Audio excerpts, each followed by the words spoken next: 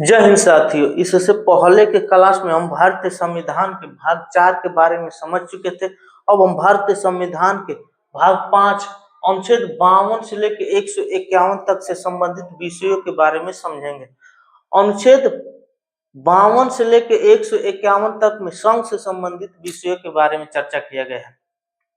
अब हम जानेंगे कि संघ के अंतर्गत कौन कौन से चीजें आती है। तो संघ के अंतर्गत राष्ट्रपति, उपराष्ट्रपति, प्रधानमंत्री, संसद, संसदीय कार्यवाही एवं उच्च सुप्रीम कोर्ट से संबंधित सभी विषय राष्ट्र संघ के अंतर्गत आती हैं। तो अनुच्छेद 52 से लेकर 151 तक में हम इन सभी चीजों के बारे में समझेंगे। तो अनुच्छेद 52 से लेकर 61 तक में सबसे पहले अनुच्छेद 52 से लेकर 61 तक में राष्ट्रपति से संबंधित विषयों पर चर्चा किया गया है।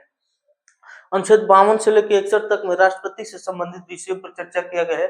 तो राष्ट्रपति से संबंधित विषयों को राष्ट्रपति से संबंधित अनुच्छेद को याद रखने के लिए एक ट्रिक का निर्माण किया गया है। इस ट्रिक का नाम है आर्के नीको का द्वयोदशम। इसका मतलब यह होता है कि अनुच्छेद 52 में कहा गया है कि आर का अर्थ होता है राष्ट्रपति। अनुच्छेद 52 में कहा गया है कि राष्ट्रपति का एक पद होगा। अनुच्छेद 52 में कहा गया है कि राष्ट्रपति का एक पद होगा। अनुच्छेद 53 में कहा गया है कि अनुच्छेद 53 में कहा गया है कि कार्यपालिका का प्रधान। तो के का अर्थ होता है कार्यपालिका। तो अनुच्छेद 53 में कहा गया है कि राष्ट्रपति कार्यपालिका का औपचारिक प्रधान होंगे। इसका मतलब यह है कि जो देश में कार्य करने वाली कार्यपालिका होती है उसका औपचारिक रूप से प्रधान राष्ट्रपति होते हैं। लेकिन क्वेश्चन पूछता है कि कार्यपालिका का औपचारिक प्रधान कौन होता है। तो कार्यपालिका का जो औपचारिक प्रधान होते हैं वे राष्ट्रपति होते हैं। तो जब कार्यपालिका का औपचारिक प्रधान राष्ट्रपति होते हैं तो वास्तविक प्रधान कौन होता है। तो कार्यपालिका का वास्तविक प्रधान प्रधानमंत्री एवं उसके मंत्रियों के अंतर्निहित होते। तो क्वेश्चन में पूछता है कि कार्यपालिका का वास्तविक प्रधान कौन होता है। तो कार्यपालिका का वास्तविक प्रधान प्रधानमंत्री के अंदर निहित होता है। अनुच्छेद 54 में कहा गया है कि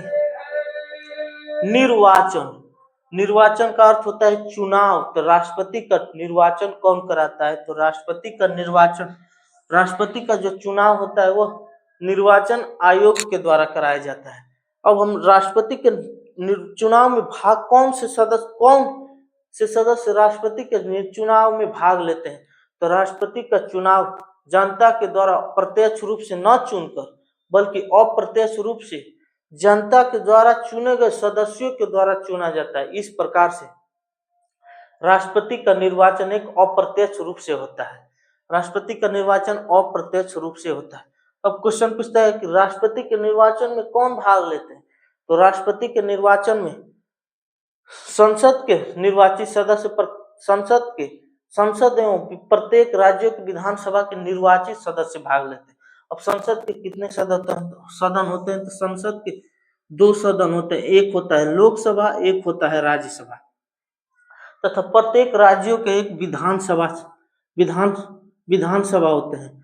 तो संसद के लोकसभा एवं राज्यसभा के निर्वाचित सदस्य प्लस प्रत्येक राज्यों के विधानसभा के द्वारा जो निर्वाचित सदस्य होते हैं वे ही लोग राष्ट्रपति के निर्वाचन में भाग लेते हैं। तो पेपर में क्वेश्चन पूछता है कि राष्ट्रपति के निर्वाचन में कौन सदस्य भाग लेते हैं।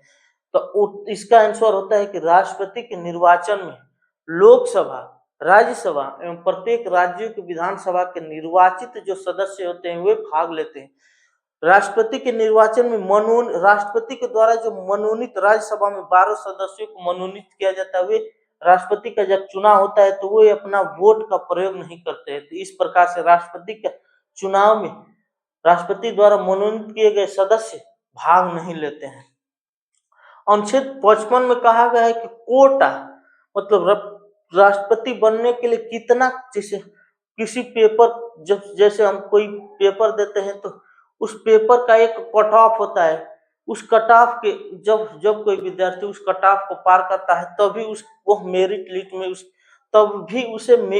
उसको मेरिट लिस्ट में नाम की घोषणा जारी की जाती है। ठीक उसी प्रकार से कोई भी व्यक्ति राष्ट्रपति तभी बनता है जब वह इस कोटा मतलब कुल वैध मतों के कोटा को पार करता है। तो यह कोटा कितना होता है? तो कोटा होता है कुल वैध मत। कोटा बराबर कुल वैध मत बटा में कुल उम्मीदवारों की संख्या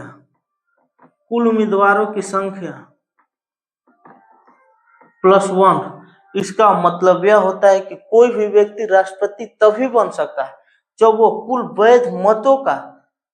वैध मतों में से उठे गए कुल उम्मीदवारों से भाग देने पर यदि वह एक वोट अधिक पाता है तो वही व्यक्ति राष्ट्रपति के रूप में निर्वाचित होता है। यदि कोई व्यक्ति प्रत्येक उम्मीदवारों से अधिक वोट पाता है लेकिन अनुच्छेद 55 में जो निर्धारित कोटा है उसको नहीं पार कर पाता है तो वह व्यक्ति राष्ट्रपति के पद पर नियुक्त नहीं हो सकता है। अनुच्छेद 56 में कहा गया है कि राष्ट्रपति का कार्यकाल, तो जब कोई व्यक्ति राष्ट्रपति बनता है तो वह 5 वर्षों के लिए उसका कार्यकाल होता है। ठीक। अनुच्छेद 57 में कहा गया है कि दोबारा इसका मतलब यह होता है कि कोई भी व्यक्ति अनगिनत बार राष्ट्रपति के पद पर नियुक्त हो सकता है। ठीक। इस भारत में कोई भी व्यक्ति एक से अधिक बार मतलब अनंत बार राष्ट्रपति बन सकता है। ठीक इसके विपरीत अमेरिका में कोई भी एक व्यक्ति दो बार से ज्यादा राष्ट्रपति के पद के लिए नियुक्त नहीं हो सकता है। अनुच्छेद 58 में कहा गया है कि योग्यता मतलब राष्ट्रपति के पद के बनने के लिए कितनी योग्यता होनी चाहिए। तो राष्ट्रपति पद के बनने के लिए सबसे पहले उसकी योग्यता होनी चाहिए कि वह भारत का नागरिक हो। ठीक। दूसरी योग्यता यह होनी चाहिए कि उसकी मिनिमम एज 35 वर्ष होनी चाहिए। भारत में कोई भी व्यक्ति भारत का तभी राष्ट्रपति बन सकता है जब उसकी न्यूनतम आयु 35 वर्ष है, तभी वह व्यक्ति राष्ट्रपति के पद के लिए चुनाव में खड़ा हो सकता है। ठीक।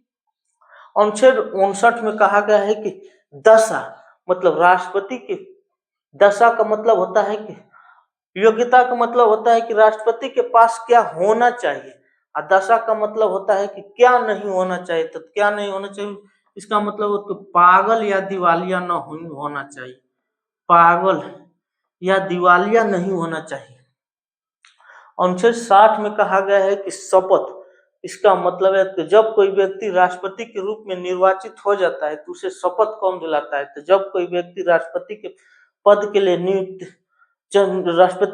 के लिए नियुक्त हो जाता है तो उसको शपथ दिलाने का कार्य उच्चतम न्यायालय के मुख्य न्यायाधीश करते हैं। तो राष्ट्रपति को शपथ सुप्रीम कोर्ट के मुख्य न्यायाधीश के द्वारा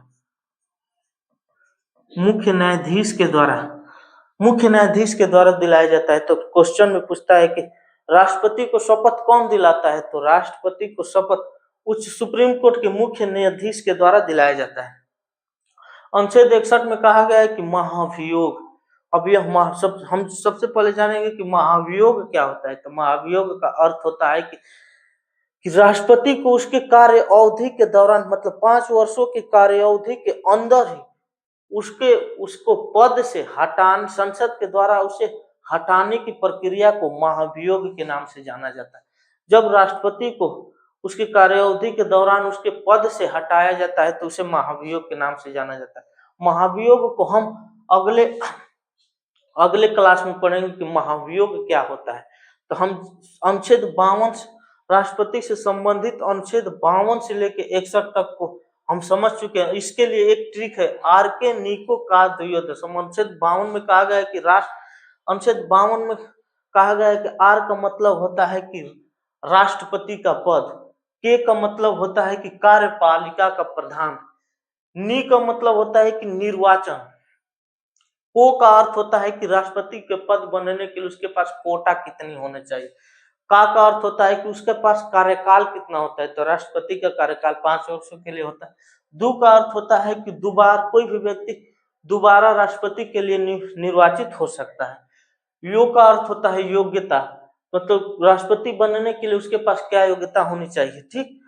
द का अर्थ होता है कि उसके दशा कैसी होनी चाहिए, मतलब उसके पास क्या नहीं होना चाहिए, तो पागल या दिवालिया नहीं होना चाहिए। अनुच्छेद 60 में कहा गया स का अर्थ होता है कि शपथ, तो राष्ट्रपति को शपथ सुप्रीम कोर्ट के मुख्य न्यायाधीश के द्वारा दिलाया जाता है। अनुच्छेद 61 में कहा म का अर्थ होता है कि महाभियोग, मतलब राष्ट्रपति को उसके कार्य अवधि के दौरान उसके पद से हटाने की प्रक्रिया को महाभियोग के नाम से जाना जाता है।